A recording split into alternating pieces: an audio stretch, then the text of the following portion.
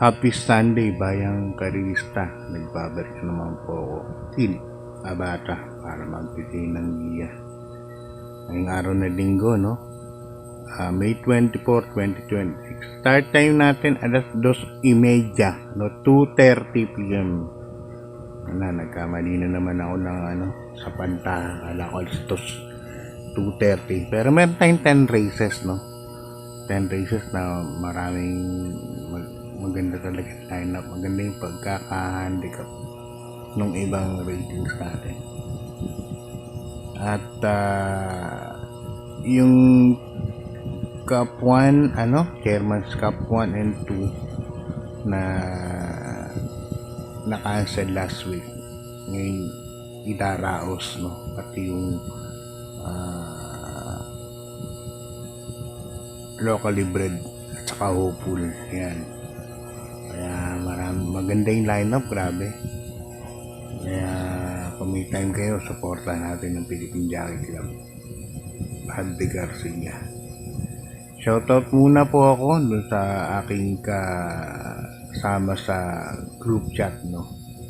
Na si Joel Mayet. Yan. Yan, Joel Mayet, sana, Boss Joel Mayet, sana pagtama tayo ngayong Sabado at Linggo, no? At good luck sa pangangarera natin. Yun, ano nangyari sa inyo sa pangangarera kagabi, Friday? Llamado, 3 solo, no?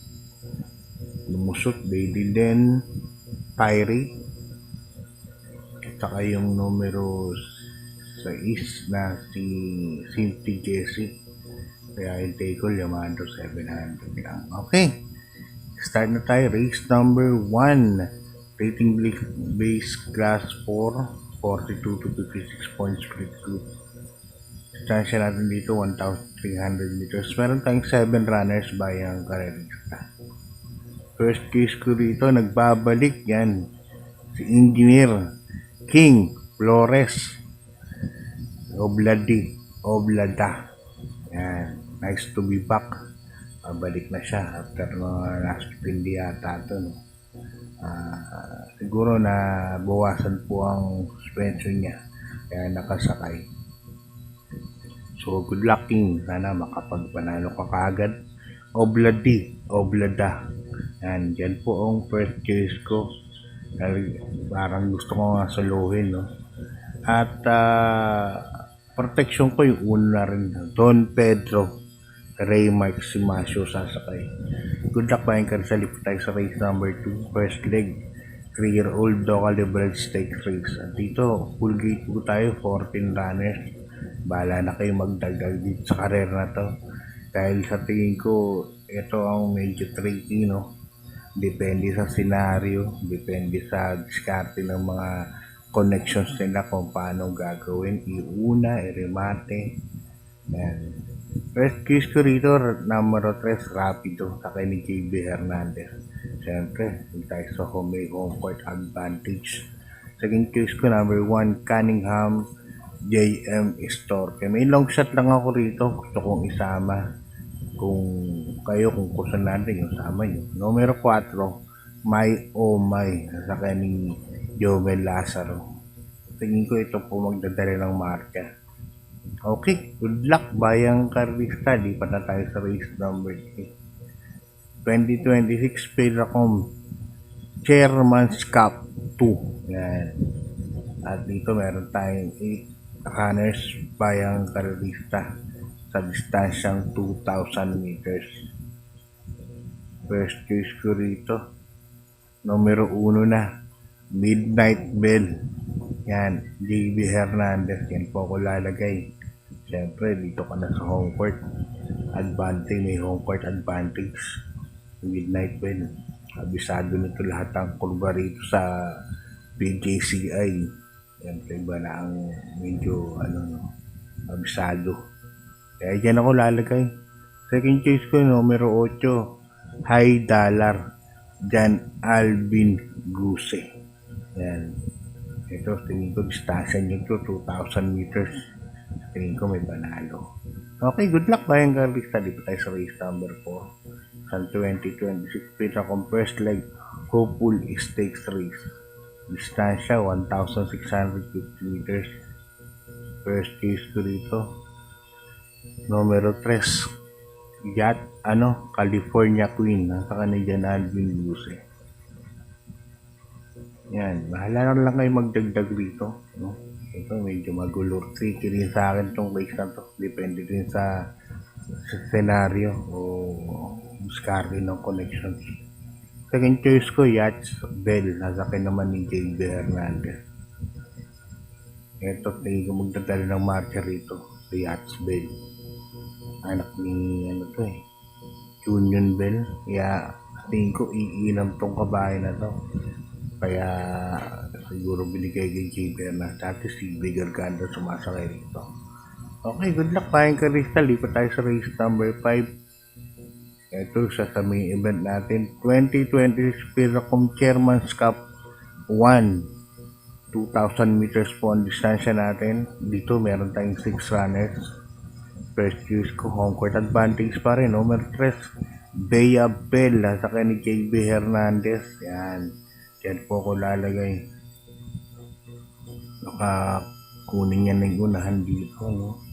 Duhulo kasi parang fast turans niya, fast trainers. Di na ganun kabilis lumarga. Unlike nung nanalo siya ng Presidential Gold Cup. Si Don Julio. Pero, kaya first choice ko, numero 3, Bea Bell. Sa protection ko, numero 4, Don Julio.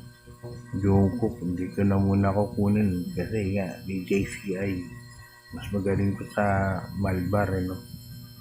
Okay, good luck Bayang Carlista. Lipat tayo sa race number 6, 2026. Piracom PCSO first leg. Triple Crown. Yan, stake race. Ito na yung pinaka main event natin, no, para sa araw na ito. Dito meron lang tayong 7 runners na sumali, no? Black Eagle, Everest, Bermuda Triangle, Isabel at Diamante Fairfield. Yan. Bali, 6 lang pala talaga. 6 na kabayo lang. First case ko rito, numero 1, Black Eagle, Bo Jenson. Yan ako lalagay. Medyo dehado pa yun. Tercero Limado. Ang basa ko kasi rito, Everest at Isabel. Siguradong mag-uunahan to, no? Maglulutsahan to. Siguro kahit mga 2 kwartos. Tingin ko, basagan ng era to. Kaya Black Eagle and Bermuda Triangle ang aking pili para sa ating first leg triple crown. Okay, good luck Bayang Carlista. Lipat tayo sa race number 7. Dito meron tayong 10 runners Bayang Carlista. First case ko rito, numero 2, Maybell. Yan. Alison Pabilik. Ngayon lang sasakay sa Bell Racing to. Sigurado papakitang gilas to. Maybell. Yan ako lalagay. Ganda yung pwesto niya. At maraming mabis dito. Pilsamore, Doña Pachi. Hindi ko makag-aabang lang to. Distansya natin to 1,300 meters. Second choice ko na rin yung malalaman ding Ghost. At akin na El Supremo Guse. Third choice ko, lalagay ako. Numero G's, Black Star. At akin naman ni Dudong Villegas. Kaya 2-6-10 po ako sa race 7. Good luck Bayang Carlista. Lipat tayo sa race number 8. Rating base class 3. 57 to 70 points split group. At dito meron tayong 9 runners sa distansyang 1,300 meters. First case ko rito, numero 2, Windfall. Sa akin ni Dudong Villegas. Nakita ko lang kasi rito meron siyang tingin ko makakasabay sa airehan. Yung numero 1 na sa Butterfly.